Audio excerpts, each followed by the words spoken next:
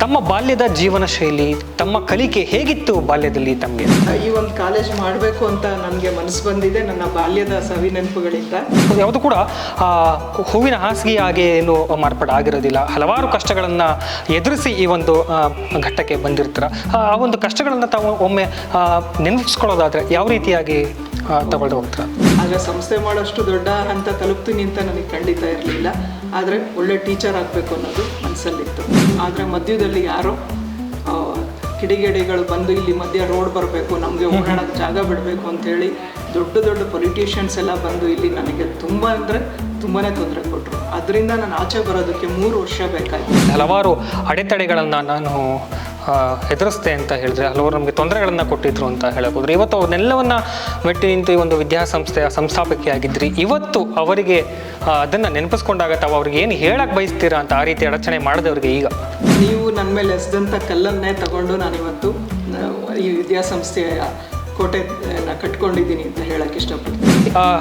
ಮಹಿಳೆಯರಿಗೆ ತಮ್ಮ ಮುಖಾಂತರವಾಗಿ ಒಂದು ಸಂದೇಶವನ್ನು ಕೊಡೋದಾದರೆ ಏನು ಹೇಳಕ್ಕೆ ಬಯಸ್ತೀರಾ ಮುಖ್ಯವಾಗಿ ಅಂತ? ಖಂಡಿತ ಫಸ್ಟು ನಾನು ಹೆಣ್ಣು, ನನ್ನ ಕೈಲಿ ಆಗಲ್ಲ ಅನ್ನೋದನ್ನು ಮೊದಲು ಬಿಟ್ಕೊಡಿ. ಖಂಡಿತ ನನಗೆ ಈ ಥರ ಒಂದು ಆಸೆ ಇದೆ, ಲೈಫಲ್ಲಿ ಈ ಥರ ಒಂದು ಗೋಲ್ ಇದೆ ಅಂತಂದಾಗ ಅದನ್ನು ಹೇಗೆ ಫುಲ್ಫಿಲ್ ಮಾಡ್ಕೊಳ್ಬೇಕು, ಅದಕ್ಕೆ ತಕ್ಕಂಥ ಸಿಚುಯೇಷನ್ನ ಹೇಗೆ ಕ್ರಿಯೇಟ್ ಮಾಡ್ಕೋಬೇಕು, ಅದಕ್ಕೆ ಸಂಬಂಧಪಟ್ಟಂಥ ವಿಷಯಗಳ ಬಗ್ಗೆ ಹೆಚ್ಚು ಮಾಹಿತಿನ ಪಡ್ಕೊಳ್ಳಿ.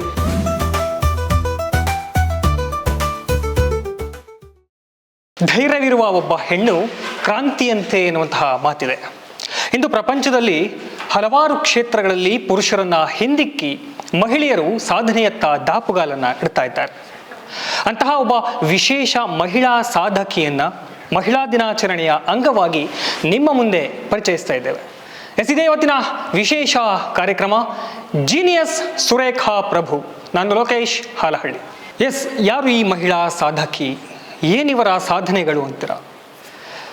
ಈಗಾಗಲೇ ಅರ್ಥಶಾಸ್ತ್ರ ವಿಭಾಗದಲ್ಲಿ ಸ್ನಾತಕೋತ್ತರ ಪದವಿಯನ್ನು ಮುಗಿಸಿ ಉನ್ನತ ಶಿಕ್ಷಣವನ್ನು ಮಾಡಿ 30 ವರ್ಷಗಳ ಕಾಲ ಉಪನ್ಯಾಸಕಿಯಾಗಿ ಸೇವೆ ಸಲ್ಲಿಸಿ ತನ್ನದೇ ಆದಂತಹ ಶಿಕ್ಷಣ ಸಂಸ್ಥೆಯನ್ನು ನಿರ್ಮಿಸಿ ಸಮಾಜಕ್ಕೆ ಜೀನಿಯಸ್ ವಿದ್ಯಾರ್ಥಿಗಳನ್ನು ಉಡುಗೊರೆಯಾಗಿ ಕೊಡ್ತಾ ಇರ್ತಕ್ಕಂತಹ ಕರುನಾಡ ಸಿಂಧೂರ ಪ್ರಶಸ್ತಿ ಪುರಸ್ಕೃತೆ, ಜನಮೆಚ್ಚಿದ ಶಿಕ್ಷಕಿ ಪ್ರಶಸ್ತಿ ಪುರಸ್ಕೃತೆ, ಹೀಗೆ ಹಲವಾರು ಸಂಸ್ಥೆಗಳಿಂದ ಪ್ರತಿಷ್ಠಿತ ಪ್ರಶಸ್ತಿಗಳನ್ನು ತಮ್ಮ ಮುಡಿಗೇರಿಸಿಕೊಂಡಿರುವಂತಹ ವಿಶೇಷ ಮಹಿಳಾ ಸಾಧಕಿ, ಜೀನಿಯಸ್ ಶಿಕ್ಷಣ ಸಂಸ್ಥೆಯ ಸಂಸ್ಥಾಪಕರು ಪ್ರಾಂಶುಪಾಲರು ಆದಂತಹ ಶ್ರೀಮತಿ ಸುರೇಖಾ ಪ್ರಭು ನಮ್ಮ ಜೊತೆ ಇದ್ದಾರೆ. ನಮಸ್ಕಾರ ಮೇಡಮ್, ಕಾರ್ಯಕ್ರಮಕ್ಕೆ ಸ್ವಾಗತ. ನಮಸ್ತೆ. ಮೊದಲನೇದಾಗಿ ಮಹಿಳಾ ದಿನಾಚರಣೆಯ ಶುಭಾಶಯಗಳು ಮೇಡಮ್. ಹಾಗೆ ಮೊದಲನೇದಾಗಿ ಎಲ್ಲದಕ್ಕೂ ಕೂಡ ಈಗ ಬೆಳೆಯುವ ಪೈರು ಮೊಳಕೆಯಲ್ಲಿ ಅನ್ನೋ ಹಾಗೆ ಬಾಲ್ಯವೇ ಮೊದಲಾಗುತ್ತೆ, ಬಾಲ್ಯವೇ ಭದ್ರ ಬುನಾದಿ ಆಗ್ತಾ ಬರುತ್ತೆ ಈವರೆಗಿನ ಒಂದು ಘಟ್ಟಕ್ಕೆ ಬರುವ ತನಕ. ಸೊ ತಮ್ಮ ಬಾಲ್ಯದ ಜೀವನ ಶೈಲಿ, ತಮ್ಮ ಕಲಿಕೆ ಹೇಗಿತ್ತು ಬಾಲ್ಯದಲ್ಲಿ ತಮಗೆ ಅಂತ? ಖಂಡಿತ ಈ ಒಂದು ಕಾಲೇಜ್ ಮಾಡಬೇಕು ಅಂತ ನನಗೆ ಮನಸ್ಸು ಬಂದಿದೆ ನನ್ನ ಬಾಲ್ಯದ ಸವಿ ನೆನಪುಗಳಿಂದ.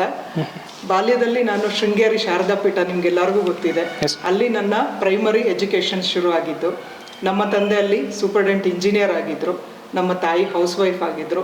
ಯಾವಾಗಲೂ ನನ್ನ ದೇವಸ್ಥಾನಕ್ಕೆ ಕರ್ಕೊಂಡು ಹೋದಾಗ ಅಮ್ಮ ಯಾಕಿಲ್ಲಿ ಎಲ್ಲ ಬಂದು ಬುಕ್ಕೆಲ್ಲ ಕೊಟ್ಟು ಪೂಜೆ ಮಾಡಿಸ್ತಾರೆ ಅಂತ ಕೇಳ್ತಾ ಇದ್ದೆ. ಅಮ್ಮ ಹೇಳ್ತಾ ಇದ್ರು, ವಿದ್ಯಾದಾನ ಮಹಾದಾನ, ಈ ಶೃಂಗೇರಿ ಶಾರದೆ ಅನುಗ್ರಹ ಇರೋರೆಲ್ಲ ಒಳ್ಳೊಳ್ಳೆ ಸ್ಕೂಲು ಕಾಲೇಜ್ ಮಾಡಿದಾರಮ್ಮ, ನೀನು ಮುಂದೆ ದೊಡ್ಡವಳಾಗಿ ವಿದ್ಯಾದಾನ ಮಾಡೋವಂಥವಳು ಆಗಬೇಕು ಅಂತ ನಮ್ಮ ತಾಯಿ ಯಾವಾಗಲೂ ನನಗೆ ಹೇಳ್ತಾ ಇದ್ರು. ಆಗಿಂದನೂ ಕೂಡ ನಾನು ಪ್ರತಿ ವರ್ಷ ಶೃಂಗೇರಿ ಶಾರದಾಂಬೆ ದರ್ಶನ ಮಾಡಿ ನನ್ನ ಕಾಲೇಜ್ ಚೆನ್ನಾಗಿ ನಡೀಬೇಕು, ಇಲ್ಲಿ ಓದೋ ಮಕ್ಕಳಿಗೆ ಒಳ್ಳೆ ವಿದ್ಯೆ ಸಿಗಬೇಕು ಅನ್ನೋದನ್ನ ಇದುವರೆಗೂ ನಾನು ಅದನ್ನು ರೂಢಿಸ್ಕೊಂಡು ಬಂದಿದ್ದೀನಿ. ಬಾಲ್ಯ ತಮಗೆ ತಾಯಿಯ ಸ್ಫೂರ್ತಿ ಮತ್ತೆ ಆ ಶೃಂಗೇರಿಯ ಒಂದು ಅಟ್ಮಾಸ್ಫಿಯರ್ ನನಗೆ ಆ ಥರ ಇನ್ಫ್ಲೂಯೆನ್ಸ್ ಆಯಿತು.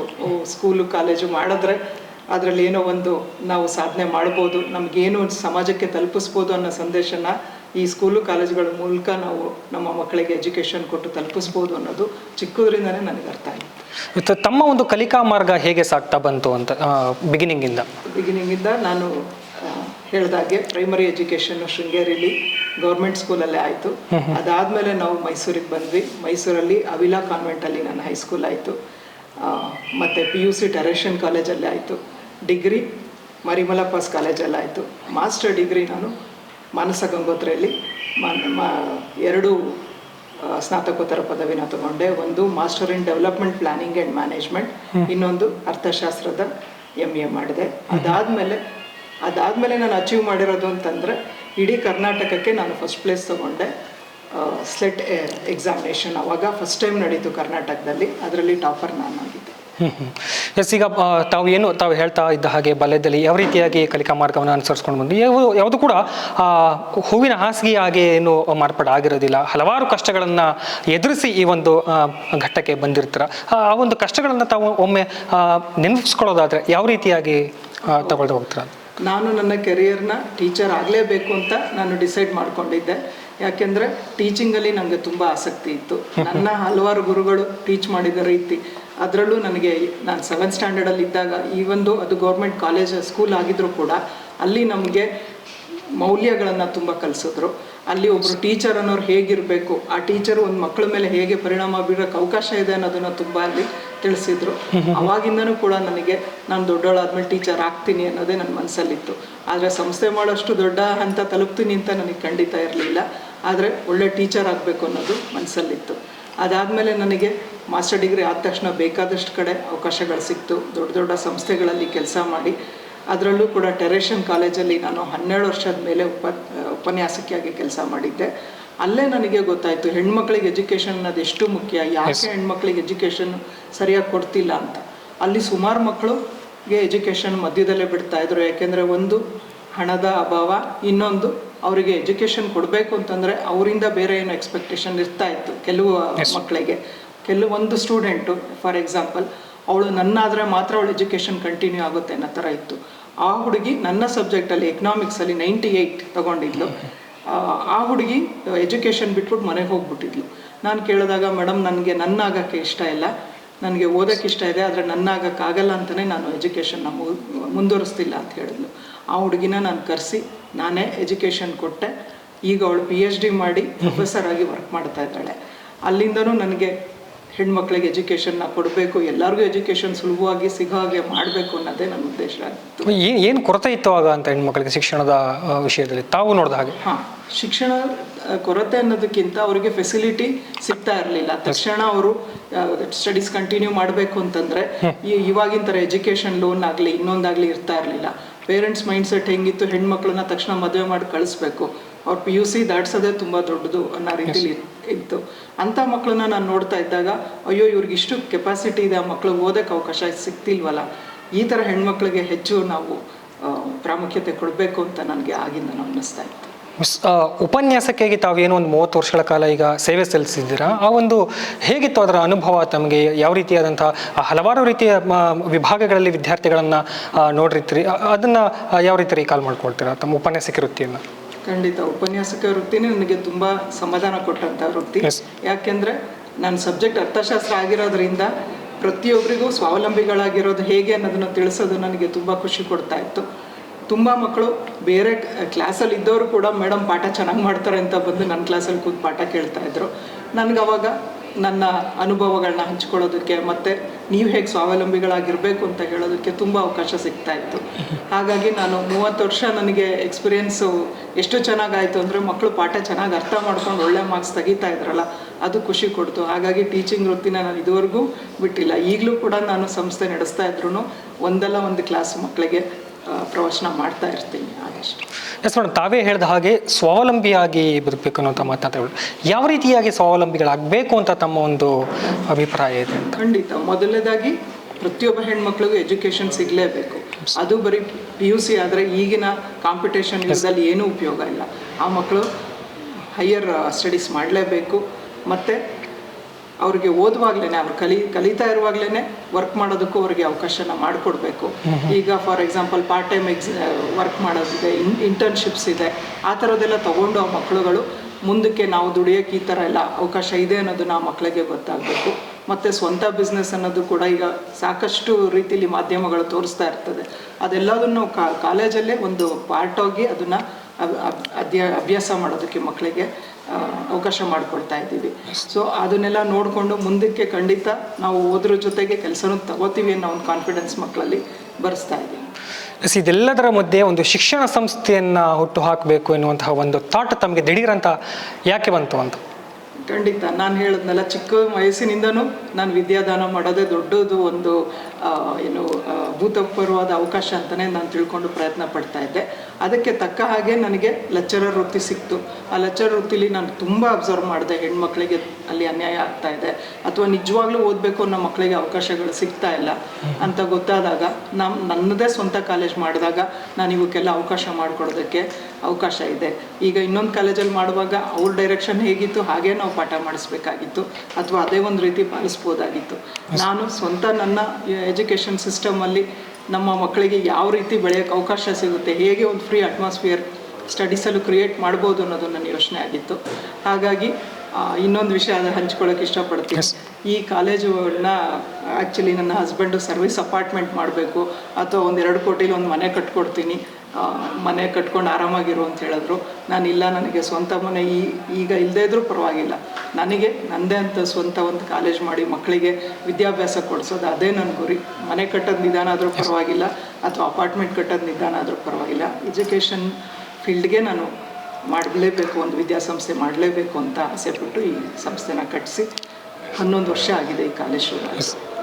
ಹಲವಾರು ವಿದ್ಯಾಸಂಸ್ಥೆಗಳನ್ನು ನೋಡಿ ಹೋಲಿಸೋದಾದರೆ ಜೀನಿಯಸ್ ಶಿಕ್ಷಣ ಸಂಸ್ಥೆಯನ್ನು ಯಾಕೆ ಆಯ್ಕೆ ಮಾಡಿಕೊಳ್ಬೇಕು ಅಂತ ವಿಶೇಷತೆ ಏನಿದೆ ಈ ಶಿಕ್ಷಣ ಸಂಸ್ಥೆಯಲ್ಲಿ ಅಂತ? ಶಿಕ್ಷಣ ಸಂಸ್ಥೆ ಅನ್ನೋದು ಬರೀ ನಾವು ಇಲ್ಲಿ ಒಂದು ಎಜುಕೇಷನ್ ತಗೋತೀವಿ ಹೋಗ್ತೀವಿ ಅನ್ನೋರು ಯಾವ ಕಾಲೇಜಿಗೆ ಬೇಕಾದ್ರೂ ಹೋಗ್ಬೋದು. ವಿದ್ಯಾಸಂಸ್ಥೆಯಲ್ಲಿ ಎಲ್ಲ ರೀತಿಯ ಒಂದು ಅಭಿವೃದ್ಧಿ ಆಗಬೇಕು ಅಂದರೆ ಅವ್ರು ಜೀನಿಯಸ್ಸಿಗೆ ಬರಬೇಕು. ಎಷ್ಟೋ ನಮ್ಮ ಕಾಲೇಜಲ್ಲಿ ಓದಿರೋ ಮಕ್ಳು ಹೇಳ್ತಾರೆ, ಇದು ನಮಗೆ ಹೊರಗಡೆ ಪ್ರಪಂಚ ಅನ್ನಿಸ್ಲೇ ಇಲ್ಲ, ನಮ್ಮ ಮನೆಯಲ್ಲೇ ಇದ್ದು ಓದಿದ ಥರ ಇತ್ತು. ಅಷ್ಟು ಲೆಕ್ಚರರ್ಸು ಮತ್ತು ಪ್ರಿನ್ಸಿಪಲ್ಲಿಂದ ಒಂದು ಒಳ್ಳೆ ಅಟ್ಮಾಸ್ಫಿಯರ್ ಸಿಕ್ತು. ತುಂಬ ಪ್ರೀತಿ ವಿಶ್ವಾಸದಿಂದ ನಮ್ಮನ್ನು ನಡೆಸ್ಕೋತಾರೆ ಅನ್ನೋದು ನಮ್ಮ ಎಲ್ಲ ಮಕ್ಕಳದು. ಇಲ್ಲಿಂದ ಹೋಗಿರೋ ಮಕ್ಕಳೆಲ್ಲ ಅಷ್ಟೇ, ನಮಗೆ ವಾಪಸ್ ಬಂದರೆ ಸಾಕು, ಮ್ಯಾಮ್ ಇಲ್ಲಿ ಥರ ಅಟ್ಮಾಸ್ಫಿಯರ್ ನಮಗೆಲ್ಲೂ ಸಿಕ್ಕಿಲ್ಲ ಅಂತ ಹೇಳ್ತಾರೆ. ಅದ್ರ ಜೊತೆ ನಾವು ಕಲಿಕೆ ಜೊತೆಗೆ ಏನಾದರೂ ಒಂದು ಸ್ವಂತ ಅಭಿವೃದ್ಧಿನ ಹೊಂದೋದಕ್ಕೆ ಆಗುವಂಥ ಅವಕಾಶಗಳನ್ನು ತುಂಬ ಕಲ್ಪಿಸ್ತಾ ಇರೋದ್ರಿಂದ, ಮತ್ತು ಇಲ್ಲಿ ಅಟ್ಮಾಸ್ಫಿಯರು ಅಷ್ಟು ಚೆನ್ನಾಗಿದೆ, ಫೆಸಿಲಿಟೀಸು ಅಷ್ಟು ನಾವು ಕೊಡ್ತಾ ಇದ್ದೀವಿ. ಹಾಗಾಗಿ ಖಂಡಿತ ಇಲ್ಲಿ ಬಂದವರು ಜೀನಿಯಸ್ ಆಗೋದಕ್ಕೆ ಎಲ್ಲ ರೀತಿಯ ಅವಕಾಶನೂ ನಾವು ಮಾಡಿಕೊಡ್ತಾ ಇದ್ದೀವಿ ಅಂತ ಹೇಳ್ತೀವಿ. ಏನೆಲ್ಲ ಬದಲಾವಣೆ ಈಗ 11 ವರ್ಷಗಳ ಈ ಒಂದು ಜರ್ನಿಯಲ್ಲಿ ತಾವು ನೋಡಿದ ಹಾಗೆ ಏನೆಲ್ಲ ಚೇಂಜಸ್ಗಳನ್ನು ಈಗ ಸ್ಟೆಪ್ ಬೈ ಸ್ಟೆಪ್ ಮಾಡ್ಕೊಂಡು ಬಂದಿದ್ದೀರ ಅಂತ ಸಂಸ್ಥೆಗಾಗಿ? ಚೇಂಜಸ್ ತುಂಬಾನೇ ಮಾಡೋದಕ್ಕೆ ಪ್ರಯತ್ನ ಪಟ್ಟೆ, ಆದರೆ ಒಂದು ಹೆಣ್ಣಾಗಿ ನನಗೆ ಕಾಲಿಳಿದವರೇ ಜಾಸ್ತಿ, ಅಭಿವೃದ್ಧಿ ಮಾಡಿ ಅಂತ ಬೆನ್ನು ತಟ್ಟಿದವ್ರು ತುಂಬ ಕಡಿಮೆ. ಯಾವುದೋ ಒಂದು ಸಣ್ಣ ವಿಷಯನ ತಗೊಂಡು ಅದನ್ನ ದೊಡ್ಡದು ಮಾಡೋ ಅಂತ ಈ ಪ್ರಪಂಚದಲ್ಲಿ ಇಲ್ಲಿ ನಮ್ಮ ಕಾಲೇಜ್ ಶುರು ಆದಾಗ ಮೊದಲು 2-3 ವರ್ಷ ತುಂಬ ಚೆನ್ನಾಗಿ ನಡೀತು. ಆದರೆ ಮಧ್ಯದಲ್ಲಿ ಯಾರೋ ಕಿಡಿಗೇಡಿಗಳು ಬಂದು ಇಲ್ಲಿ ಮಧ್ಯ ರೋಡ್ ಬರಬೇಕು, ನಮಗೆ ಓಡಾಡೋಕ್ಕೆ ಜಾಗ ಬಿಡಬೇಕು ಅಂಥೇಳಿ ದೊಡ್ಡ ಪೊಲಿಟಿಷಿಯನ್ಸ್ ಎಲ್ಲ ಬಂದು ಇಲ್ಲಿ ನನಗೆ ತುಂಬಾ ತೊಂದರೆ ಕೊಟ್ಟರು. ಅದರಿಂದ ನಾನು ಆಚೆ ಬರೋದಕ್ಕೆ 3 ವರ್ಷ ಬೇಕಾಯಿತು. ಕೋರ್ಟ್ಗೂ ಹಾಕಿದ್ರು, ಎಲ್ಲ ರೀತಿ ತೊಂದರೆ ಆಯಿತು. ಆದರೆ ನನ್ನ ಹಸ್ಬೆಂಡ್ ಶ್ರೀಯುತ ಪ್ರಭು ಅವರು ಕೂಡ ನನಗಷ್ಟೇ ಸಹಕಾರ ಕೊಟ್ಟರು. ಕೊನೆಗೆ ಕೋರ್ಟಿಂದ ನಾವು ಇಂಜೆಕ್ಷನ್ ಆರ್ಡ್ರ್ ತೊಗೊಂಬಂದು ಒಬ್ಬರು ಕೂಡ ಇಲ್ಲಿ ಮಧ್ಯೆ ಓಡಾಡ್ದಿದ್ದು, ಹೆಣ್ಮಕ್ಳು ಮತ್ತು ಗಂಡ್ಮಕ್ಳು ಹೋದಂಥ ಪಾಠಶಾಲೆ ಮಧ್ಯೆ ನಾವು ರೋಡ್ ಕೊಡೋಕ್ಕೆ ಸಾಧ್ಯ ಇಲ್ಲ ಅಂಥೇಳಿ ತುಂಬಾ ಲೀಗಲಾಗಿ ನಾನು ಫೈಟ್ ಮಾಡಿ ಅದನ್ನು ಉಳಿಸ್ಕೊಂಡು ನಡೆಸ್ತಾ ಇದ್ದೀನಿ. ಅದರಲ್ಲೂ ಸ್ವಲ್ಪ ನನಗೆ ಹಿಂದೇಟಾಯಿತು. ಮಧ್ಯದಲ್ಲೂ ಕೂಡ ಸಹಾಯ ಮಾಡ್ತೀನಿ ಅಂತ ಬಂದು ಮೋಸ ಮಾಡಿ ಹೋಗಿರೋರೇ ಜಾಸ್ತಿ. ಆದರೂ ಕೂಡ ಕೆಲವೊಂದು ಪರಿಸ್ಥಿತಿಲಿ ನಡೆಸೋಕ್ಕಾಗದೇ ಇರೋಂಥ ಪರಿಸ್ಥಿತಿ ಉಂಟು ಮಾಡಿದ್ದು ನಿಜ. ಒಬ್ಬಳು ಹೆಣ್ಣು ಏನು ಮಾಡ್ಕೋತಾಳೆ, ಏನು ಮಾಡೋಕ್ಕೆ ಸಾಧ್ಯ ಅವಳು ಅಂತ ಬೇಕಾದಷ್ಟು ಜನ ನನಗೆ ತೊಂದರೆ ಕೊಟ್ಟಿದ್ದಾರೆ. ಆದರೂ ಕೂಡ ನಾನು ಎದೆಗುಂದದೆ ಇದುವರೆಗೂ 11 ವರ್ಷ ಈ ಕಾಲೇಜನ್ನ ಯಾವುದೇ ತೊಂದರೆ ಇಲ್ದಂಗೆ ನಡೆಸ್ಕೊಂಡು ಹೋಗ್ತಾ ಇದ್ದೀನಿ. ಒಂದು ಸಲ ಇಡೀ ನಮ್ಮ ಕಾಲೇಜಲ್ಲಿರೋ ಮಕ್ಕಳನ್ನ ನಾನು ಲಂಡನ್ ಪ್ರವಾಸಕ್ಕೆ ಹೋಗಿ ಬರೋಷ್ಟರಲ್ಲಿ ಅಷ್ಟು ಮಕ್ಕಳನ್ನ ಬೇರೆ ಕಾಲೇಜಿಗೆ ಕರ್ಕೊಂಡು ಹೋಗೋ ವ್ಯವಸ್ಥೆ ನಡೆದಿತ್ತು. ಆದರೂ ಕೂಡ ಇಲ್ಲಿ 5 ಮಕ್ಕಳು ಉಳ್ಕೊಂಡಿದ್ರು. ಆದರೆ ಅಷ್ಟು ಜನ ಲೆಕ್ಚರರ್ಸ್ನ ನಾನು ಇಲ್ಲೇ ಉಳಿಸ್ಕೊಂಡು ಒಬ್ಬರಿಗೂ ₹1 ಸಂಬಳ ಕಡಿಮೆ ಕೊಡೋದಲ್ಲೇ ಇಡೀ ವರ್ಷ ನಾನು ಕಾಲೇಜ್ನ ಮ್ಯಾನೇಜ್ ಮಾಡಿದೆ. ಅದಾಗ ನೆಕ್ಸ್ಟ್ ಇಯರ್ ಬೇರೆ ಅವಕಾಶ ಸಿಕ್ತು, ಅಡ್ಮಿಷನ್ ಆಯಿತು. ಈ ಥರ ಸಿಚುವೇಶನ್ ಎಲ್ಲ ನಾನು ಫೇಸ್ ಮಾಡಿ ಇನ್ನೂ 11 ವರ್ಷ ಆದ್ರೂ ನಾನು ಅದನ್ನು ನಡೆಸ್ಕೊಂಡು ಹೋಗ್ತಾ ಇದ್ದೀನಿ. ತಮ್ಮ ಪ್ರಕಾರ ಮೇಡಮ್, ಒಂದು ವಿದ್ಯಾರ್ಜನೆಯನ್ನು ಮಾಡುವಂತಹ ನಿಟ್ಟಿನಲ್ಲಿ ಮಕ್ಕಳಲ್ಲಿನ ಕೌಶಲ್ಯ ಅಭಿವೃದ್ಧಿಯನ್ನು ಮಾಡುವಂತಹ ಕೆಲಸ ಯಾವ ರೀತಿ ಸಾಗಬೇಕು ಅಂತ ತಾವು ಹೇಳ್ತೀವಿ? ಖಂಡಿತ. ನಾವು ಈಗ ನಮ್ಮ ಈ ಪ್ರೆಸೆಂಟ್ ಟ್ರೆಂಡ್ ನೋಡಿದಾಗ ಮಕ್ಕಳಿಗೆ ಒಳ್ಳೆ ಸ್ಪೋಕನ್ ಇಂಗ್ಲೀಷ್ ಬೇಕು. ಆ ಇಂಗ್ಲೀಷನ್ನ ಮಾತಾಡೋವಂಥ ಒಂದು ಧೈರ್ಯ, ಜನರ ಮುಂದೆ ನಿಂತು ಒಂದು ಪ್ರೆಸೆಂಟೇಷನ್ ಕೊಡೋವಂಥ ಧೈರ್ಯ ಇಲ್ಲ. ಅದಕ್ಕೋಸ್ಕರ ನಾವು ಸ್ಪೆಷಲ್ ಕ್ಲಾಸಸ್ನ ಅರೇಂಜ್ ಮಾಡಿ ಸ್ಪೋಕನ್ ಇಂಗ್ಲೀಷ್ ಟ್ರೈನಿಂಗ್ ಕೊಡ್ತಾ ಇದ್ದೀವಿ. ಕಾಮರ್ಸ್ ಮಕ್ಕಳಿಗೆ ಟ್ಯಾಲಿ ಅನ್ನೋ ಒಂದು ಪ್ರೋಗ್ರಾಮ್ನ ಕಲಿಬೇಕು, ಅದನ್ನು ಕೊಡ್ತಾ ಇದ್ದೀವಿ. ಮತ್ತು ಸಾಕಷ್ಟು ಇನ್ನಿತರ ಪ್ರೋಗ್ರಾಮ್ಗಳನ್ನು ಕೂಡ ನಾವು ಇದಕ್ಕೆ ಅರೇಂಜ್ ಮಾಡ್ಕೊಂಡಿದ್ದೀವಿ. ಕೌಶಲ್ಯ ತರಬೇತಿ ಅಂತಂದಾಗ ಕೆಲವು ಕಂಪನಿಗಳಲ್ಲಿ ಇಂಟರ್ನ್ಶಿಪ್ ಅಂತ ಕೊಡ್ತಾ ಇದ್ದಾರೆ, ಅಲ್ಲಿ ಹೋಗಿ ಅದನ್ನು ಮಾಡ್ತಾರೆ. ಮತ್ತು ಇಲ್ಲೂ ಕೂಡ ನಾವು ಈ ಕಾಲೇಜ್ ಒಂದು ಫೆಸ್ಟ್ ಅರೇಂಜ್ ಮಾಡಿರೋದಿರ್ಬೋದು, ಏನೇ ಇರ್ಬೋದು, ಅಲ್ಲಿ ಅವರ ಸ್ಕಿಲ್ನ ತೋರಿಸೋದಕ್ಕೆ ಅವಕಾಶ ಮಾಡಿಕೊಡ್ತಾ ಇದ್ದೀವಿ. ಸಾಕಷ್ಟು ಬಾರಿ ನಮ್ಮ ಕಾಲೇಜಿನ ಆ್ಯಕ್ಟಿವಿಟೀಸ್ ಬಗ್ಗೆ ಮಕ್ಕಳಿಗೆ, ನಮ್ಮ ಓದಂಥ ಮಕ್ಕಳಿಗೆ ಪ್ರಚಾರಕ್ಕೆ ಅವಕಾಶ ಕೊಟ್ಟು ಇಲ್ಲೇ ಹಲವಾರು ಸ್ಟಾಲ್ಗಳನ್ನು ಹಾಕಿ ಅವರು ವ್ಯಾಪಾರ ಮಾಡೋದು ಹೇಗೆ, ಯಾವ ರೀತಿಲಿ ನಾವು ಹೊಸ ಹೊಸ ಪ್ರಾಡಕ್ಟ್ಗಳನ್ನ ಇಂಟ್ರೊಡ್ಯೂಸ್ ಮಾಡ್ಬೋದು, ಅದೆಲ್ಲ ಕೂಡ ಇಲ್ಲಿ ತರಬೇತಿಲಿ ನಾವು ಕಳಿಸ್ತಾ ಇದ್ದೀವಿ. ಎಕ್ಸ್ಪರ್ಟ್ ಪರ್ಸನ್ಸ್ನ ಕರೆಸಿ ನಾವು ಪ್ರತಿ ತಿಂಗಳು ಅವರಿಗೆ ಒಂದೊಂದು ಟ್ರೈನಿಂಗ್ನ ಕೊಡ್ತಾ ಇದ್ದೀವಿ. ಸಾಮಾನ್ಯವಾಗಿ ಶಾಲಾ ಕಾಲೇಜುಗಳು ಅಂತ ಬಂದಾಗ ವಿದ್ಯಾರ್ಥಿಗಳಿಗೆ ಈಗ ಪೋಷಕರು ಬಹಳ ಮುಖ್ಯವಾಗಿ ಗಮನಿಸುವಂತಹ ಅಂಶ ಅಂದರೆ ಅಲ್ಲಿನ ಫಲಿತಾಂಶವನ್ನು ನೋಡಿ ಮಕ್ಕಳನ್ನ ಸೇರ್ಪಡೆ ಮಾಡಿಸ್ತಕ್ಕಂಥದ್ದು ಈಗ ನಡ್ಕೊಂಡು ಬಂದಿರತಕ್ಕಂಥ ತಾವೇ ನೋಡಿದಾಗ ಯಾವ ರೀತಿಯಾಗಿ ಒಂದು 11 ವರ್ಷಗಳಿಂದ ಜೀನಿಯಸ್ ವಿದ್ಯಾಸಂಸ್ಥೆ ಫಲಿತಾಂಶವನ್ನು ಕ್ಯಾರಿ ಮಾಡ್ಕೊಂಡು ಬಂದಿದೆ ಅಂತ? ಪ್ರತಿ ವರ್ಷ ನಮ್ಮಲ್ಲಿ ಡಿಸ್ಟಿಂಕ್ಷನ್ಸ್ ಬಂದೇ ಬರ್ತಾರೆ ಸ್ಟೂಡೆಂಟ್ಸು. ಫಸ್ಟ್ ಕ್ಲಾಸ್ ನಂಬರ್ಸು ಜಾಸ್ತಿ ಇರುತ್ತೆ. ಅದರಲ್ಲಿ ಸೈನ್ಸು ರಿಸಲ್ಟು ನಾವು ಪ್ರತಿ ವರ್ಷ ತುಂಬ ಚೆನ್ನಾಗಿ ಕೊಡ್ತಾ ಇದ್ದೀವಿ. ಕಾಮರ್ಸು ಸ್ವಲ್ಪ ಮೀಡಿಯಮ್ ಆಗಿದೆ, ಯಾಕೆಂದರೆ ಕಾಮರ್ಸ್ ಮಕ್ಕಳು ಓದೋದನ್ನು ಅವರ ಅಟೆನ್ಷನ್ ಕೊಟ್ಟು ಕಳಿಸೋದು ಸ್ವಲ್ಪ ಟೈಮ್ ತಗೋತಾ ಇದೆ. ಬಟ್ ಸೈನ್ಸ್ ರಿಸಲ್ಟ್ಸು ಪ್ರತಿ ವರ್ಷ ತುಂಬ ಚೆನ್ನಾಗಿ ಬರ್ತಾ ಇದೆ. ಡಿಗ್ರಿ ಅಂತೂ 90 to 95 to 100% ರಿಸಲ್ಟ್ಸ್ ನಾವು ಕೊಡ್ತಾ ಇದ್ದೀವಿ ಪ್ರತಿ ವರ್ಷ. ಎಸ್ ಮೇಡಮ್, ಈಗ ಪೋಷಕರ ಒಂದು ತಾವೇ ಹೇಳಿದಾಗೆ ಕುಟುಂಬದ ಒಂದು ಬೆಂಬಲದಿಂದಾಗಿ ಈ ರೀತಿಯಾದಂಥ ಒಂದು ಸ್ಥಾನಕ್ಕೆ ಬರೋದಕ್ಕೆ ಸಾಧ್ಯ ಆಯಿತು ಅನ್ನೋ ರೀತಿಯಾಗಿ ಪೋಷಕರು ಯಾವ ರೀತಿ ಸ್ಪಂದನೆಯನ್ನು ಕೊಡ್ತಾ ಇದ್ದಾರೆ ಅಂತ ವಿದ್ಯಾಸಂಸ್ಥೆ ಕೊಡ್ತಾರೆ? ಖಂಡಿತ ಬಂದು ನಾವು ಪೇರೆಂಟ್ಸ್ ಮೀಟಿಂಗು ಪ್ರತಿಯೊಂದನ್ನು ಅರೇಂಜ್ ಮಾಡಿದಾಗ ಬಂದು ಒಳ್ಳೆ ಫೀಡ್ಬ್ಯಾಕ್ನ ಕೊಡ್ತಾ ಇದ್ದಾರೆ. ಮಕ್ಕಳು ಈಗ ತುಂಬ ಇಂಪ್ರೂವ್ಮೆಂಟ್ ಕಾಣ್ತಾ ಇದೆ ನಿಮ್ಮ ಕಾಲೇಜಿಗೆ ಬಂದ ಮೇಲೆ. ಮಾತಾಡೋ ರೀತಿ ಇರ್ಬೋದು, ರೆಸ್ಪೆಕ್ಟ್ ಕೊಡೋ ರೀತಿ ಇರ್ಬೋದು, ಪ್ರತಿಯೊಂದರಲ್ಲೂ ನಾವು ಬದಲಾವಣೆ ಕಾಣ್ತಾ ಇದ್ದೀವಿ ಅಂತ ಎಷ್ಟೋ ಪೇರೆಂಟ್ಸು ಬಂದು, ಎಸ್ಪೆಷಲಿ ಹೆಣ್ಮಕ್ಳು ಅವ್ರ ಸೇಫ್ಟಿ ಬಗ್ಗೆ ನಾವು ತುಂಬಾ ಕೇರ್ ತೊಗೊಂಡಿದ್ದೀನಿ. ಸಪೋಸ್ ಕಾಲೇಜಲ್ಲಿ ಒಂದು ಪ್ರೋಗ್ರಾಮ್ ಆಯಿತು, ಲೇಟ್ ಆಯಿತು ಅಂದಾಗ ಆ ಮಕ್ಕಳನ್ನ ನನ್ನ ಸ್ವಂತ ಕಾರಲ್ಲಿ ಅವ್ರ ಮನೆಗೆ ತಲುಪಿಸೋಷ್ಟು ಜವಾಬ್ದಾರಿನ ನಾನು ತೊಗೊಂಡು ಅದನ್ನು ನೋಡ್ಕೋತಾ ಇದ್ದೀನಿ. ಅದ್ರ ಬಗ್ಗೆ ಪೇರೆಂಟ್ಸ್ ಎಲ್ಲ ಬಂದು ಯಾವಾಗಲೂ ಅಪ್ರಿಷಿಯೇಟ್ ಮಾಡ್ತಾರೆ. ಎಸ್ ಮೇಡಮ್, ಈಗ ಏನು ವಿದ್ಯಾಸಂಸ್ಥೆಯಿಂದ ಭವಿಷ್ಯದಲ್ಲಿ ಯಾವ ರೀತಿಯಾದಂತಹ ಒಂದು ಟಾರ್ಗೆಟ್ಗಳನ್ನು ಇಟ್ಕೊಂಡ್ರೆ ಮುಂದಿನ ದಿನಗಳಲ್ಲಿ ಹೇಗೆ ಮುಂದುವರಿಸಬೇಕು ಅಂತ ಕನಸುಗಳು ಯಾವ ರೀತಿ ಕನಸುಗಳಿದೆ ಅವುಗಳನ್ನ ಕ್ಯಾರಿ ಮಾಡಬೇಕು ಅಂತ? ಖಂಡಿತ ಈ ಜೀನಿಯಸ್ ಕಾಲೇಜು ಕೇವಲ ಶ್ರೀಮಂತ ಮಕ್ಕಳಿಗೆ ಮಾತ್ರ ಅಲ್ಲ, ಎಂಥ ಬಡವರಾದರೂ ಕೂಡ ಬಂದು ನಮ್ಮ ಕಾಲೇಜಲ್ಲಿ ಓದೋವಂಥ ಅವಕಾಶ ಇನ್ನೂ ಹೆಚ್ಚು ಕಲ್ಪಿಸ್ತೀನಿ. ಅದ್ರ ಜೊತೆ ಇವಾಗ PUC ಏನಿದೆ ಈಗ ಸ್ಕೂಲಿಂಗ್ ಲೆವೆಲಿಂದನೂ ಅಂದರೆ LKGಯಿಂದನೂ 10th 10th PU ಇಂದ ಡಿಗ್ರಿ, ನೆಕ್ಸ್ಟು ಮಾಸ್ಟರ್ ಡಿಗ್ರಿನೂ ಕೂಡ ನಾವಿಲ್ಲೇ ಶುರು ಮಾಡಬೇಕು ಅನ್ನೋ ಒಂದು ದೊಡ್ಡ ಆಸೆ ನಾನು ಇಟ್ಕೊಂಡಿದ್ದೀನಿ. ಎಜುಕೇಷನ್ ಎಲ್ಲರಿಗೂ ಸಿಗಬೇಕು, ಯಾವುದೇ ವರ್ಗದವ್ರಿಗಾದ್ರೂ ಒಳ್ಳೆ ಎಜುಕೇಷನ್ ಸಿಗಬೇಕು, ಅದನ್ನು ಕೊಡುವಂಥ ಒಂದು ಅಟ್ಮಾಸ್ಫಿಯರ್ ಇಲ್ಲಿ ಕ್ರಿಯೇಟ್ ಮಾಡಬೇಕು. ಹಾಗೆ ಇನ್ನೂ ಹಲವಾರು ಬ್ರಾಂಚಸ್ನ ನಾನು ತೆಗಿಬೇಕು ಅನ್ನೋ ಆಸೆನ ನಾನು ಇಟ್ಕೊಂಡಿದ್ದೀನಿ ಸರ್. ಎಸ್ ಮೇಡಮ್, ತಾವು ಆಗಲೇ ಹೇಳಿದ ಹಾಗೆ ವಿದ್ಯಾಸಂಸ್ಥೆಯನ್ನು ನಿರ್ಮಿಸುವಂತಹ ಸಮಯದಲ್ಲಿ ಹಲವಾರು ಅಡೆತಡೆಗಳನ್ನು ನಾನು ಎದುರಿಸ್ತೆ ಅಂತ ಹೇಳಿದ್ರೆ, ಹಲವಾರು ನಮಗೆ ತೊಂದರೆಗಳನ್ನು ಕೊಟ್ಟಿದ್ರು ಅಂತ ಹೇಳೋದ್ರೆ, ಇವತ್ತು ಅವನ್ನೆಲ್ಲವನ್ನ ಮೆಟ್ಟಿ ನಿಂತು ಈ ಒಂದು ವಿದ್ಯಾಸಂಸ್ಥೆಯ ಸಂಸ್ಥಾಪಕಿಯಾಗಿದ್ರಿ. ಇವತ್ತು ಅವರಿಗೆ ಅದನ್ನು ನೆನಪಿಸ್ಕೊಂಡಾಗ ತಾವು ಅವ್ರಿಗೆ ಏನು ಹೇಳಕ್ಕೆ ಬಯಸ್ತೀರಾ ಅಂತ ಆ ರೀತಿ ಅಡಚಣೆ ಮಾಡಿದವ್ರಿಗೆ? ಈಗ ನೀವು ನನ್ನ ಮೇಲೆ ಎಸೆದಂಥ ಕಲ್ಲನ್ನೇ ತಗೊಂಡು ನಾನಿವತ್ತು ಈ ವಿದ್ಯಾಸಂಸ್ಥೆಯ ಕೋಟೆನ ಕಟ್ಕೊಂಡಿದ್ದೀನಿ ಅಂತ ಹೇಳಕ್ಕೆ ಇಷ್ಟಪಡ್ತೀನಿ. ನೀವೆಷ್ಟೇ ಕಲ್ಲು ಎಸೆದ್ರೂ ಅದು ಒಳ್ಳೆಯ ಉದ್ದೇಶ ಇರುವಾಗ ಅದು ಖಂಡಿತ ಅದು ಕೆಟ್ಟದಾಗಲ್ಲ. ಇನ್ನೂ ನಾನು ಈ ಕ್ಷೇತ್ರದಲ್ಲಿ ಮುಂದುವರೆದು ಇನ್ನೂ ಹಲವಾರು ನೂರಾರು ಇಲ್ಲಿ ಹೆಂಗಸರು ಜಾಸ್ತಿ ನಮಗೆ ಫೀಮೇಲ್ ಲೆಕ್ಚರರ್ಸೇ ಇದ್ದಾರೆ.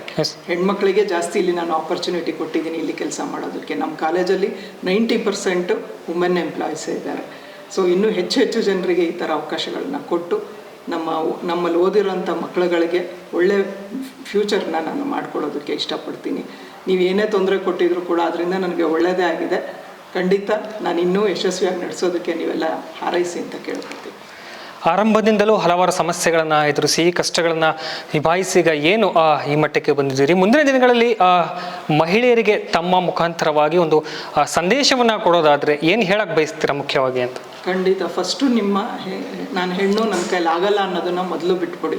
ಖಂಡಿತ ನನಗೆ ಈ ಥರ ಒಂದು ಆಸೆ ಇದೆ, ಲೈಫಲ್ಲಿ ಈ ಥರ ಒಂದು ಗೋಲ್ ಇದೆ ಅಂತಂದಾಗ ಅದನ್ನು ಹೇಗೆ ಫುಲ್ಫಿಲ್ ಮಾಡ್ಕೊಳ್ಬೇಕು, ಅದಕ್ಕೆ ತಕ್ಕಂಥ ಸಿಚುಯೇಷನ್ನ ಹೇಗೆ ಕ್ರಿಯೇಟ್ ಮಾಡ್ಕೋಬೇಕು, ಅದಕ್ಕೆ ಸಂಬಂಧಪಟ್ಟಂಥ ವಿಷಯಗಳ ಬಗ್ಗೆ ಹೆಚ್ಚು ಮಾಹಿತಿನ ಪಡ್ಕೊಳ್ಳಿ. ಹಾಗೂ ಈಗ ನಮ್ಮ ಆಗಿನ ಕಾಲದ ಥರ ಇಲ್ಲ, ಈಗಿನ ಕಾಲದಲ್ಲಿ ಸಾಕಷ್ಟು ವುಮೆನ್ ಎಂಟ್ರಪ್ರಿನಿಯರ್ಸ್ಗೆ ಬೇಕಾದಷ್ಟು ಅವಕಾಶ ಕೊಡ್ತಾ ಇದ್ದಾರೆ, ಬೇಕಾದಷ್ಟು ರೀತಿಯಲ್ಲಿ ಯೋಜನೆಗಳನ್ನು ತಂದಿದ್ದಾರೆ. ಅದನ್ನೆಲ್ಲ ಬಳಸ್ಕೊಂಡು ಅದ್ರ ಬಗ್ಗೆ ಜಾಸ್ತಿ ಜ್ಞಾನ ತಗೊಂಡು ಖಂಡಿತ ಹೆಣ್ಮಕ್ಳು ಮುಂದೆ ಬರಲೇಬೇಕು.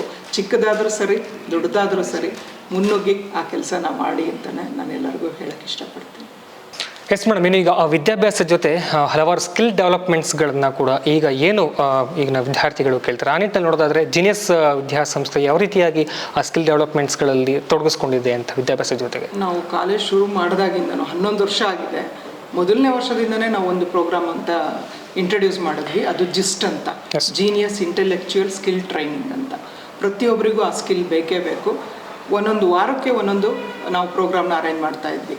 ಇವಾಗ ಮೊದಲನೇದಾಗಿ how to create best out of waste ಅಂತ, ವೇಸ್ಟನ್ನು ಉಪಯೋಗಿಸ್ಕೊಂಡು ಒಂದು ಬೆಸ್ಟ್ ಆಗಿರೋಂಥ ಒಂದು ಕ್ರಿಯೇಟಿವಿಟಿ ತೋರಿಸ್ಬೇಕು.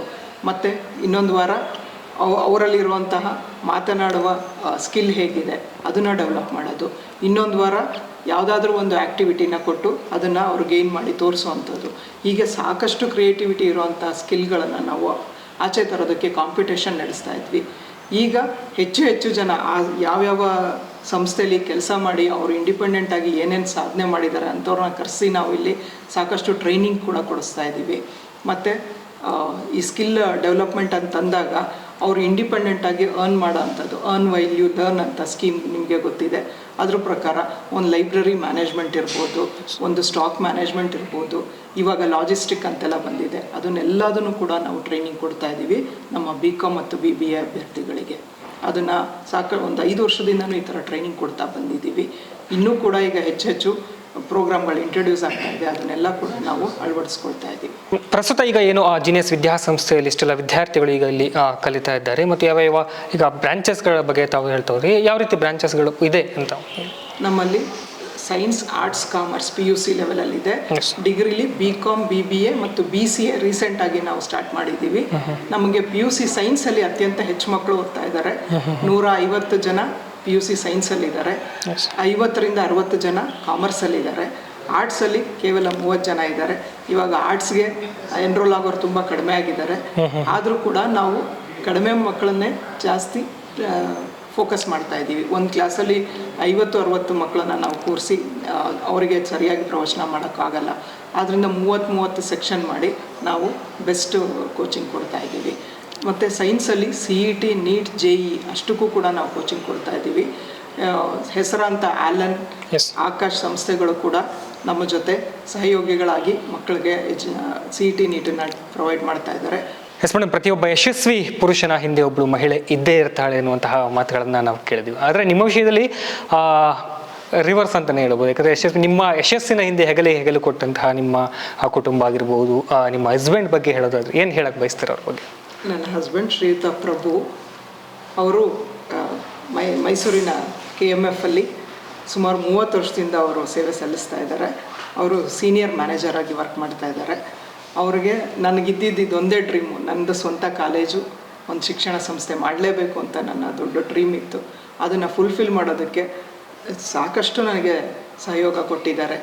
ನಾನು ನಿಮಗೆ ಹೇಳಿದಾಗೆ ಇಲ್ಲಿ ತುಂಬ ಅಡಚಣೆಗಳು ಬಂತು, ತುಂಬ ಜನ ನಮಗೆ ತೊಂದರೆ ಕೊಟ್ಟರು. ಹಲವಾರು ರೀತಿಲಿ ಇದನ್ನು ನಡೆಸೋಕ್ಕೆ ಆಗಲ್ಲ, ಕ್ಲೋಸ್ ಮಾಡೋ ಸ್ಥಿತಿಗೆ ನಾನೇ ಕೆಲವು ಸಲ ಇಷ್ಟು ತೊಂದರೆ ತೊಗೊಂಡು ನಾನು ಯಾಕೆ ನಡೆಸಬೇಕು, ಬೇಡ ಅಂತ ಹಿಂದೇಟು ಹಾಕಿದ್ದೂ ಇದೆ. ಆದರೆ ಅದೆಲ್ಲ ಟೈಮಲ್ಲೂ ಕೂಡ ನನಗೆ ಸಪೋರ್ಟ್ ಮಾಡಿ, ನೀನು ದುಡ್ಡು ಮಾಡೋದು ಶಿಕ್ಷಣ ಸಂಸ್ಥೆ ಮಾಡಿಲ್ಲ, ನೀನು ನಿನ್ನ ಆಸೆನ, ನಿನ್ನ ಗುರಿನ ಪೂರೈಸೋದಕ್ಕೋಸ್ಕರ ಈ ಕಾಲೇಜ್ ಮಾಡ್ತಾ ಇರೋದು. ನಿನ್ನ ಆಸೆಗಳೇನಿದೆ ಅದನ್ನು ನೀನು ಮಕ್ಕಳಿಗೆ ತಿಳಿಸಿ ನಿನ್ನ ಕಾಲೇಜನ್ನು ಒಂದು ಲೆವೆಲಿಗೆ ತೊಗೊಂಡೋಗೋವರೆಗೂ ಖಂಡಿತ ಎಲ್ಲ ರೀತಿ ಸಪೋರ್ಟ್ ಮಾಡ್ತೀನಿ. ಹಣಕಾಸು ಒಂದೇ ಅಲ್ಲ, ಪ್ರತಿಯೊಂದು ರೀತಿಯಲ್ಲೂ ಕೂಡ ನಮಗೆ ಸಹಕಾರ ಕೊಟ್ಟಿರೋದು ನನ್ನ ಹಸ್ಬೆಂಡ್ ಶ್ರೀಯುತ G. ಪ್ರಭು. ಅವ್ರ ಸಹಕಾರ ಇಲ್ಲದೆ ಇದ್ದರೆ ನಾನು 11 ವರ್ಷ ಖಂಡಿತ ಈ ಸಂಸ್ಥೆನ ನಡೆಸೋಕ್ಕೆ ಆಗ್ತಾ ಇರಲಿಲ್ಲ ಸರ್. ಎಸ್ ಮೇಡಮ್, ತಾವೇನು ಈ ಒಂದು ಸ್ಟ್ರಗಲಲ್ಲಿ ಬಂದು ಈ ರೀತಿ ಸಮಸ್ಯೆಗಳನ್ನು ಎದುರಿಸಿ ಇವತ್ತು ಒಂದು ಸ್ಥಾನದಲ್ಲಿ ಇದ್ದೀರಿ, ಒಂದು ಶಿಕ್ಷಣ ಸಂಸ್ಥೆಯನ್ನು ತಾವು ನಿರ್ಮಿಸಿದ್ದೀರಿ. ಆ ನಿಟ್ಟಿನಲ್ಲಿ ನೋಡೋದಾದರೆ ಒಂದು ತಮ್ಮ ಯಶಸ್ಸಿನ ಗುಟ್ಟುಗಳು ಮತ್ತು ಆ ರೀತಿ ಹೇಳ್ಕೊಳ್ಳೋದಾದರೆ ಒಂದು ಯಶಸ್ಸಿನ ಸೂತ್ರಗಳನ್ನು ಮಹಿಳೆಯರಿಗೆ ಹೇಳಬೇಕು ಅನ್ನೋದಾದ್ರೆ ಏನು ಹೇಳಕ್ಕೆ ಬಯಸ್ತಾರೆ? ಮೊದಲನೇದಾಗಿ ಹೆಂಗಸರಿಗೆ ಯಶಸ್ಸು ಸಿಗೋದು ತುಂಬ ಕಷ್ಟ. ಯಾಕೆಂದರೆ ಮೇಲ್ ಡಾಮಿನೇಟೆಡ್ ಸೊಸೈಟಿ. ಹೆಂಗಸು ಒಂದೇ ಹೆಜ್ಜೆ ಮುಂದಿಡ್ತಾಳೆ ಅಂತಂದಾಗ ಹಿಂದೆ ಸರ್ಸೋರೆ ಜಾಸ್ತಿ ಇದ್ದಾರೆ. ಅದರಲ್ಲೂ ಅಪರೂಪಕ್ಕೆ ಕೆಲವರು ನನಗೆ ಬೆನ್ತಟ್ಟಿ ಪ್ರೋತ್ಸಾಹ ಮಾಡಿದ್ದಾರೆ. ಕೇವಲ ಒಬ್ಬರು ಅಥವಾ ಇಬ್ಬರು ಅಂತ ಹೇಳ್ಬೋದು. ಆದರೆ ಹೆಣ್ಮಕ್ಳು ಇವಾಗಿರೋರಿಗೆ ಆ ಥರ ಪರಿಸ್ಥಿತಿ ಇಲ್ಲ, ನಮಗಿಂತ ಹೆಚ್ಚು ಅವರಿಗೆ ಅವಕಾಶಗಳಿದೆ. ಯಾಕೆಂದರೆ ಸಾಕಷ್ಟು ಕ್ಷೇತ್ರಗಳು ಹೆಂಗಸರಿಗೆ ಮೀಸಲಾಗಿರೋದಿದೆ. ಅವರು ವಿಷಯನ ಜಾಸ್ತಿ ತಿಳ್ಕೊಂಡು ಸರ್ವೆ ಮಾಡಬೇಕು ಮಕ್ಕಳು. ನಾವು ಅಲ್ಲಿ ಸೂಟ್ ಆಗ್ತೀವಿ, ಹೆಣ್ಮಕ್ಳು ಎಲ್ಲಿ ಸೂಟ್ ಆಗ್ತೀವಿ, ನಾವು ಎಲ್ಲಿ ಮಾಡಿದ್ರೆ ಯಾವುದರಲ್ಲಿ ನಾವು ಅಭಿವೃದ್ಧಿ ಹೊಂದೋದಕ್ಕೆ ಅವಕಾಶ ಇದೆ. ಮತ್ತು ನಮ್ಮ ಸುತ್ತಮುತ್ತ ಪರಿಸರ ಹೇಗಿದೆ, ಇಂಥ ಪರಿಸರದಲ್ಲಿ ಕೆಟ್ಟ ಹೆಸರು ತಗೊಳ್ದಲೇ ಒಂದು ಒಳ್ಳೆಯ ಹೆಜ್ಜೆ ಇಟ್ಟು ಒಂದು ಒಳ್ಳೆಯ ಹೆಸರು ತಗೋಬೇಕು ಅಂದಾಗ ಸಾಕಷ್ಟು ಅದರ ಬಗ್ಗೆ ಅವರು ಜ್ಞಾನ ತಗೋಬೇಕಾಗುತ್ತೆ, ತಿಳುವಳಿಕೆ ಇರಬೇಕಾಗುತ್ತೆ. ಮತ್ತು ನಾನೇನೋ ಮಾಡ್ತೀನಿ ಅಂತ ಅದ್ರ ಬಗ್ಗೆ ಪೂರ್ತಿ ನಾಲೆಡ್ಜ್ ಇಲ್ದಲ್ಲೇ ಕಾಲಿಟ್ರೆ ಖಂಡಿತ ಎಡವುತ್ತೀರ.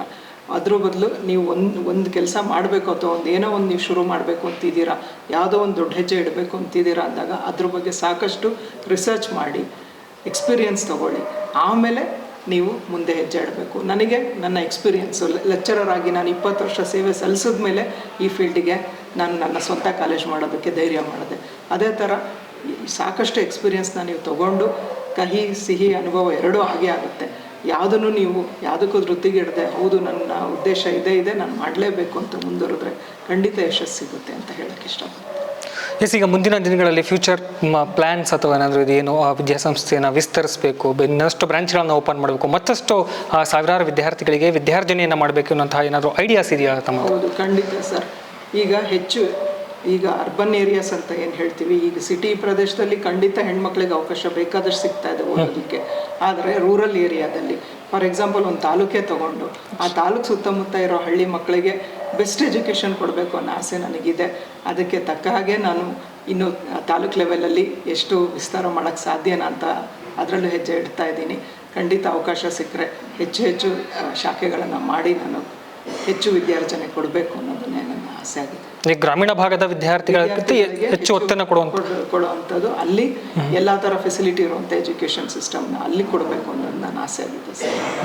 ಜೊತೆಗೆ ನೀವೊಂದು ತಮ್ಮ ವಿದ್ಯಾಸಂಸ್ಥೆಗಳಿಗೆ ಈಗ ಸರ್ಕಾರದ ಯಾವುದೋ ಸ್ಕೀಮ್ಗಳು ಅಡಾಪ್ಟ್ ಆಗುತ್ತಾ, ಹೇಗೆ ಈ ಒಂದು ಸಂಸ್ಥೆಯಲ್ಲಿ? ಖಂಡಿತ ಸರ್, ರಿಸರ್ವೇಷನ್ ಏನು ಕ್ಲೈಮ್ ಮಾಡ್ತಾರೆ ಅದಕ್ಕೆ ತಕ್ಕಾಗೆ ಸೀಟನ್ನು ಕೂಡ ನಾವು ಫಿಲ್ ಮಾಡ್ತೀವಿ. ಮತ್ತು ಸ್ಕಾಲರ್ಶಿಪ್ ಸಿಗುತ್ತೆ ಆ ಮಕ್ಕಳಿಗೆ. ಯಾವುದು ಸ್ಕಾಲರ್ಶಿಪ್ ಯಾವ ಟೈಮಿಗೆ ಸಿಗಬೇಕು ಅದನ್ನೆಲ್ಲ ಕೂಡ ನಾವು ಇಲ್ಲಿಂದ ಅರೇಂಜ್ ಮಾಡಿ ಕೊಡ್ತೀವಿ. ಈಗ ನೀವು ಹೇಳ್ದಂಗೆ ಸ್ಕಿಲ್ ಟ್ರೈನಿಂಗ್ ಅಂತ ಆ ಮಕ್ಕಳು ಬಂದು ಈ ಸ್ಕಿಲ್ ಟ್ರೈನಿಂಗ್ ತೊಗೊಂಡ್ರೆ ಅವ್ರಿಗೂ ಕೂಡ ಪ್ರತಿ ತಿಂಗಳು ಏನು ಸರ್ಕಾರದಿಂದ ಸೌಲಭ್ಯ ಕೊಡ್ತಾರೆ, ಅದನ್ನು ಕೂಡ ಆ ಮಕ್ಕಳಿಗೆ ತಲುಪಿಸುವಂಥ ಒಂದು ಕೆಲಸನೂ ಆಗ್ತಾ ಇದೆ ಸರ್. ಎಸ್ ಮೇಡಮ್, ಈಗ ಕೊನೆಯದಾಗಿ ಒಬ್ಬರು ಇನ್ಸ್ಪೈರಿಂಗ್ ಲೇಡಿಯಾಗಿ ಮಹಿಳೆಯರಿಗೆ ನಮ್ಮ ಕಾರ್ಯಕ್ರಮದ ಮುಖಾಂತರವಾಗಿ ಕೊನೆಯದಾಗಿ ಒಂದು ಸಂದೇಶವನ್ನು ಕೊಡಬೇಕು ಅನ್ನೋದಾದ್ರೆ ಏನು ಹೇಳಕ್ಕೆ ಬಯಸ್ತೀರಾ? ಎಲ್ಲ ಹೆಣ್ಮಕ್ಳಿಗೂ ನಾನು ಹೇಳೋದು ಒಂದೇ ಕಿವಿ ಮಾತು, ಅದೃಷ್ಟ ಬರುತ್ತೆ ಅಂತ ಕಾಯ್ಬೇಡಿ, ಪ್ರಯತ್ನ ಪಡಿ. ನಿಮ್ಮ ಆಸೆನ ಪೂರೈಸ್ಕೊಳ್ಳೋದಕ್ಕೆ ನೀವೆಷ್ಟು ಪ್ರಯತ್ನ ಪಡ್ತೀರೋ, ನೀವೆಷ್ಟು ಮುನ್ನುಗ್ಗಿ ಹೆಜ್ಜೆ ಇಡ್ತೀರೋ ಅದಕ್ಕೆ ತಕ್ಕಾಗೆ ನಿಮಗೆ ಅವಕಾಶ ಸಿಗುತ್ತೆ. ಅದಾಗೆ ಅವಕಾಶ ಬರಲಿ ಅಂದರೆ ಯಾವುದೂ ಅವಕಾಶ ಬರಲ್ಲ. ನಿಮ್ಮ ಪ್ರಯತ್ನ ತುಂಬ ಮುಖ್ಯ, ಅದರಲ್ಲಿ ನಿಮ್ಮ ಗುರಿ ತುಂಬ ಮುಖ್ಯ. ಅದನ್ನು ಸಾಧಿಸೋದಕ್ಕೆ ಏನೇ ಕಷ್ಟ ಆದ್ರೂ ಕೂಡ ನೀವು ಟೈಮ್ ಸ್ವಲ್ಪ ಜಾಸ್ತಿ ತೊಗೋಬೋದು, ಆದರೂ ಕೂಡ ನೀವು ಯಶಸ್ಸಿನ ಒಂದು ಮೆಟ್ಲೇರಬೇಕು ಅಂದಾಗ ನೀವು ಸಾಕಷ್ಟು ಅದರಲ್ಲಿ ಪ್ರಯತ್ನ ಪಡಲೇಬೇಕು, ಕಷ್ಟ ಅಂತೂ ಪಡಲೇಬೇಕು ಅಂತ ಹೇಳೋಕ್ಕೆ ಇಷ್ಟಪಡ್ತೀನಿ. ಎಸ್ ಮೇಡಮ್, ಖಂಡಿತ ತಮ್ಮ ಒಂದು ಏನು ಇಷ್ಟೊತ್ತು ನಮ್ಮ ಜೊತೆ ವಿದ್ಯಾಸಂಸ್ಥೆಯ ಕುರಿತಾಗಿ ಮತ್ತು ಹಾಗೆ ಹಲವಾರು ವಿಷಯಗಳನ್ನು ಮಹಿಳಾ ದಿನಾಚರಣೆಯ ಆಚರಣೆಯ ಕುರಿತಾಗಿ ಒಂದು ಈ ಸಂದರ್ಭದಲ್ಲಿ ಹಂಚಿಕೊಳ್ತಾ ಹೋದರೆ ಹಲವಾರು ಮಾಹಿತಿಗಳನ್ನು ಕೂಡ ಮಹಿಳೆಯರಿಗೆ ತಲುಪಿಸ್ತಾರೆ. ಇದೇ ರೀತಿಯಾಗಿ ಶಿಕ್ಷಣ ಸಂಸ್ಥೆ ತಾವೇ ಹೇಳಿದ ಹಾಗೆ ಹಲವಾರು ಏನೀಗ ಗ್ರಾಮೀಣ ಪ್ರದೇಶದ ಮಕ್ಕಳಿಗೆ ತಾವೇನು ಹೇಳ್ತಾ ಹೋದರೆ ಅದೇ ರೀತಿಯಾಗಿ ಹಲವಾರು ಬ್ರಾಂಚಸ್ಗಳನ್ನು ತೆಗಿಬೇಕು ಅನ್ನೋಂತಹ ಕನಸುಗಳನ್ನು ಕೂಡ ಹಲವಾರು ಕನಸುಗಳನ್ನು ಹೊತ್ಕೊಂಡಿದ್ರಿ. ಎಲ್ಲವೂ ಕೂಡ ಸಾಕಾರಗೊಳ್ಳಿ ಅನ್ನೋದು ಕೂಡ ನಮ್ಮ ಆಶಯ. ಇಷ್ಟೊತ್ತು ನಮ್ಮ ಜೊತೆ ಜಾಯ್ನ್ ಆಗಿ ತಮ್ಮ ಅನಿಸಿಕೆ ಅಭಿಪ್ರಾಯಗಳನ್ನು ಹಂಚಿಕೊಂಡ್ರಿ. ಧನ್ಯವಾದಗಳು ಮೇಡಮ್. ತಮಗೂ ಕೂಡ ಧನ್ಯವಾದಗಳು. ಪಬ್ಲಿಕ್ ವಾಯ್ಸ್ಗೆ ನಾನು ತುಂಬ ಆಭಾರಿಯಾಗಿದ್ದೀನಿ. ಯಾಕೆಂದರೆ ನನ್ನನ್ನು ಇವತ್ತು ಗುರುತಿಸಿ ಇಲ್ಲಿ ಬಂದು ನನ್ನ ಬಗ್ಗೆ ಇಷ್ಟೊಂದು ವಿಷಯಗಳನ್ನು ನೀವು ಕಲೆ ಹಾಕಿದ್ರಿ, ನಮ್ಮ ಕಾಲೇಜು ಬಗ್ಗೆ ಇಷ್ಟೆಲ್ಲ ವಿಷಯಗಳನ್ನು ನೀವು ತಿಳ್ಕೊಂಡ್ರಿ. ಅದರಿಂದ ನಾನು ನಮ್ಮ ಜೀನಿಯಸ್ ಮ್ಯಾನೇಜ್ಮೆಂಟು ಯಾವಾಗಲೂ ಈ ಪಬ್ಲಿಕ್ ವಾಯ್ಸ್ಗೆ ಆಭಾರಿಯಾಗಿರುತ್ತೆ ಅಂತ ಹೇಳಕ್ಕೆ ಇಷ್ಟಪಡ್ತೀನಿ. Thank you sir. ಎಸ್, ನೋಡಿದ್ರಲ್ಲ ವೀಕ್ಷಕರೇ, ಇದಾಗಿತ್ತು ಈ ಹೊತ್ತಿನ ಮಹಿಳಾ ದಿನಾಚರಣೆಯ ವಿಶೇಷ ಕಾರ್ಯಕ್ರಮ ಜೀನಿಯಸ್ ಸುರೇಖಾ ಪ್ರಭು.